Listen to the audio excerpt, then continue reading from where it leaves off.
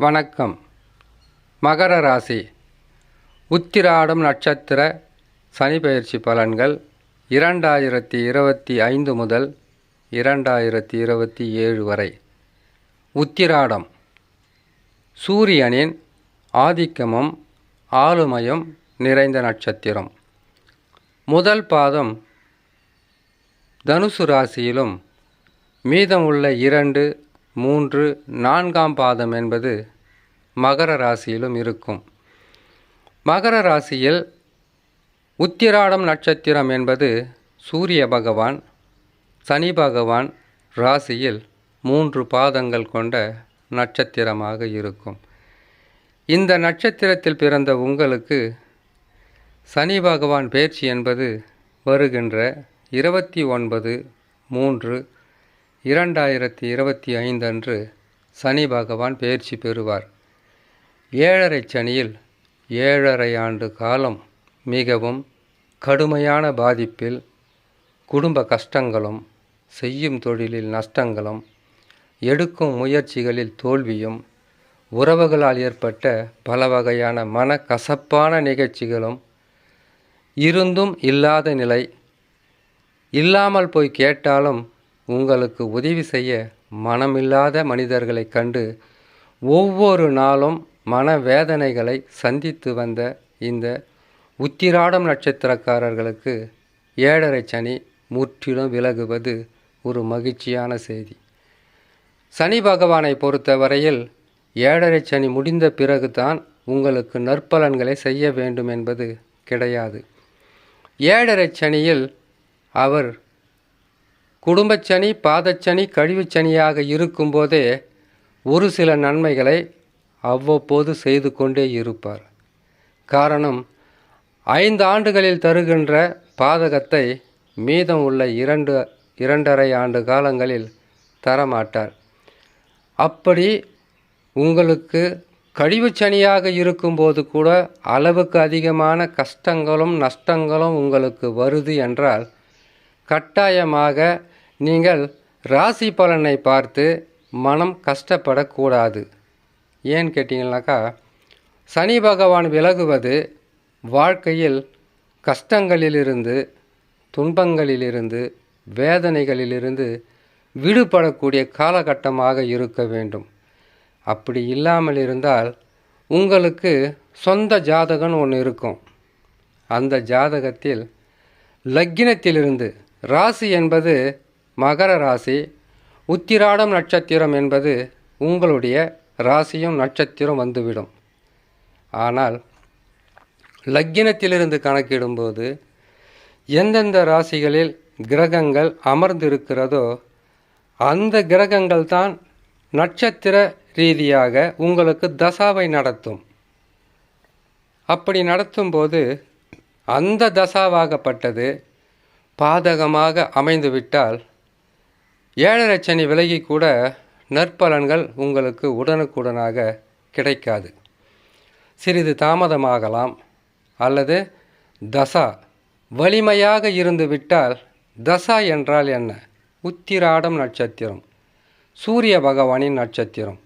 முதல் தசா சூரிய தசா, 2ஆவதாக சந்திர தசா, 3ஆவதாக செவ்வாய் தசா, 4ஆவதாக ராகு தசா, 5ஆவதாக குரு தசா, அதற்கு பிறகு சனி தசா என்று தசாக்கள் ஒவ்வொன்றும் மாறிக்கொண்டே இருக்கும்.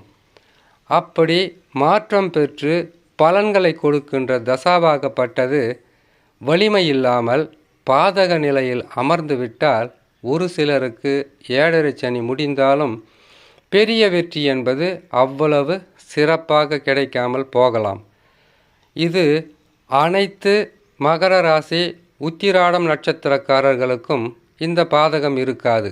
ஒரு சிலருக்கு இருக்கலாம். அப்படி இருந்தால் உங்களுடைய சொந்த ஜாதகத்தில் என்ன தசா நடக்கிறது என்பதை ஒரு நல்ல ஜோதிடத்தில் சென்று பொறுமையாக பரிசீலனை செய்து பார்த்தால் உங்களுக்கு அதனுடைய உள் அர்த்தம் என்பது நன்றாக புரியும். சரி, சனி பகவான் 7.5 ஆண்டு காலங்கள் கழித்து உங்களை விட்டு விலகப் போகிறார். நற்பலன்கள் தொடர்ந்து நடக்கும். ஆனால் சிறு தடை ஒன்று இருக்குது. ஏன்னு கேட்டிங்கனாக்கா, சனி பகவான் மட்டும் உங்களுக்கு நற்பலன்களையோ அல்லது கெடு பலன்களையோ செய்துவிட முடியாது. கூடவே குரு, ராகு, கேது இந்த 3 கிரகங்களும் உங்களுக்கு ஒத்துழைக்க வேண்டும், நற்பலன்களை தர வேண்டும். இப்பொழுது சனி பகவான் விலகுவதற்கு முன்பதாகவே குரு பகவான் 5ஆம் இடத்தில் இருப்பதும், ராகு பகவான் 3ஆம் ராசியில் அமர்ந்திருப்பதும், கேது பகவான் 9ஆம் ராசியில் அமர்ந்திருப்பதும் 7.5 சனி விலகியது போல தான் உங்களுக்கு. ஆனால் இதிலிருந்து சில மாற்றங்கள் என்பது 7.5 சனி விலகியதும் சில மாதங்கள் கஷ்டங்கள் இருக்கும். அதற்கும் காரணம் இருக்குது. என்னன்னு கேட்டிங்கனாக்கா, சனி பகவான் 2025 மார்ச் மாதத்தில் பயிற்சி பெற்று உங்களுக்கு 7.5 சனி முற்றிலும் விலகி 3ஆம் ராசியில் அமருவார். 3ஆம் ராசி என்பது முயற்சிகளில் வெற்றியை கொடுக்க வேண்டும். இதனால் வரையில் உங்கள் குடும்பத்தில் ஏற்பட்டிருந்த பல வகையான கஷ்டங்களும் நஷ்டங்களும் துன்பங்களும், உங்களுக்கு ஏற்பட்டிருக்கிற கடன் தொல்லையும், நோயினால் ஏற்பட்ட பாதிப்புகளும் பல இழப்புகளும் ஈடு செய்யக்கூடிய முக்கியமான காலகட்டம் 3ஆம் இடத்தில் சனி பகவான் அமருவது. சனி பகவான் 3ஆம் இடத்தில் அமரக்கூடிய இந்த காலகட்டத்தில் சனி பகவான் பயிற்சியானதும் 2 மாதங்களில் குரு பகவான் பயிற்சி பெற்று 6ஆம் ராசிக்கு சென்று விடுவார். எதற்காக இதை சொல்கிறேன்னு கேட்டிங்களானாக்கா, சனி பகவான் பயிற்சி ஆகிட்டார், 7.5 சனியே போயாச்சு, ஏன் குடும்பத்தில் இன்னும் கஷ்டம் இருக்குது என்ற ஒரு கேள்வி வரக்கூடாது. குரு பகவான் பயிற்சியாவது 2 மாதங்கள் கழித்து தான். ஆனால் 6ஆம் இடம் என்பது அவ்வளவு சிறப்பான பலன்களை குரு பகவான் தரமாட்டார். அப்படி குரு பகவான் இன்னும் எவ்வளவு காலங்களுக்கு கஷ்டங்களை கொடுப்பாருன்னு கேட்டிங்கன்னாக்கா, பயிற்சி பெற்று, அதாவது முதலில் சனி பயிற்சி, அதற்கு பிறகு 2 மாதங்கள் கழித்து ராகு கேது பயிற்சி.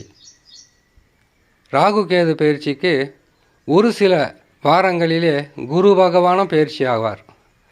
இந்த பயிற்சி காலங்கள் என்பது உங்களுக்கு சில மாதங்கள் சில கஷ்டங்கள் வரலாம். ஏன்னு கேட்டிங்கன்னாக்கா, குரு பகவானுக்கு மறைவு ஸ்தானம் என்பது அவ்வளவு சிறப்பானதாக இருக்காது. குரு பகவான் மறைந்து 6ஆம் இடத்தில் இருப்பது நோய், கடன், பகை, எதிர்ப்புகளை சற்று அதிகரிக்கும். கவனிக்கணும், சற்று அதிகரிக்கும். எதற்காக இதை கூட சொல்கிறேன்னு கேட்டிங்கன்னாக்கா, ஆஹா ஓஹோன்னு சொல்லி உங்களுடைய மனசை சந்தோஷப்படுத்திட்டு சனி பகவான் பயிற்சியான பிறகும் உங்களுக்கு நற்பலன்கள் நடக்காமல் போனால் மனம் என்பது சற்று வலியும் வேதனையுடன் சில சொற்களை சொல்ல வைக்கும். ஆகையால் சனி பயிற்சி முடிந்தவுடன் குரு பயிற்சி ஆனவுடன் 4 அல்லது 5 மாதங்கள் இடைவேளை உங்களுக்கு அதிகப்படியான கஷ்டங்கள் இருக்கும். அதற்கு பிறகு பயம் எதுவும் உங்களுக்கு இருக்காது. கிரகங்களை அப்படித்தான். குரு பகவான் வருஷத்துக்கு ஒரு முறை நல்லது செய்வார், மற்றொரு வருஷத்தில் கெட்டது செய்வார். ராகு கேதுக்கள் 1.5 வருஷம் நல்லது செய்வாங்க, அதற்கு பிறகு கெடு பலன்களை தருவாங்க. சனி பகவான் 2.5 ஆண்டு காலங்கள் நற்பலனை தருவார், 5 ஆண்டு காலங்கள் கஷ்டங்களை கொடுப்பார். ஆனால் நல்லது நடப்பதும் கெட்டது நடப்பதும் கிரகங்களுடைய மாற்றங்களால் நமக்கு கிடைக்கக்கூடிய பலன்கள்.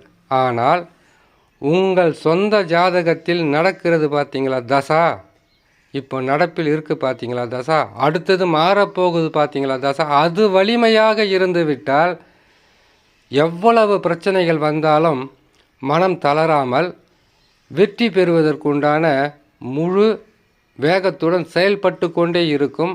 அவ்வப்போது கஷ்டங்களும் நஷ்டங்களும் வரும். ஏன்னு கேட்டிங்கன்னாக்கா, சனி பகவான் கெட்டாலே பல வகையிலும் வாழ்க்கையில் இன்னல்களும் இம்சைகளும் மாறி மாறி வந்து கொண்டே இருக்கும்.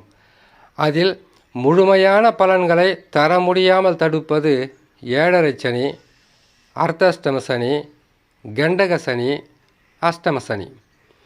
இந்த சனி பகவான் இந்தந்த சனியாக இருக்கும்போது பாதகத்தை தருவார். மற்ற இடங்களில் ஓரளவுக்கு நாம் தாக்கு பிடித்து விடலாம். அதில் மிகவும் சிறப்பான பலன்களை தரக்கூடிய இடம் என்று சொன்னால் 3, 6, 11. இப்பொழுது மகர ராசிக்காரர்களுக்கு 2ஆம் ராசியிலிருந்து கழிவுச் சனியாக விலகி 3ஆம் ராசியில் முன்னேற்ற ஸ்தானத்தில் அமருவது மிகவும் சிறப்பானது. குரு பகவான் மாற்றம் என்பது சிறிது பாதகங்களை கொடுத்து அதற்கு பிறகு உங்கள் வாழ்க்கையில் ஏற்பட்டிருந்த பல வகையான கஷ்ட நஷ்ட துன்ப இழப்புக்களையும் ஈடு செய்யும் அளவிற்கு வலிமையான கிரகங்களாக மாறும். சனி பயிற்சியானதுக்கு பிறகு சில மாதங்கள் பொறுமையாக இருந்தாலே போதும், பல வகையிலும் நற்பலன்கள் கிடைக்கும் என்று சொல்லி இன்னொரு நல்ல பதிவில் உங்களை நான் சந்திக்கிறேன். நன்றி, வணக்கம்.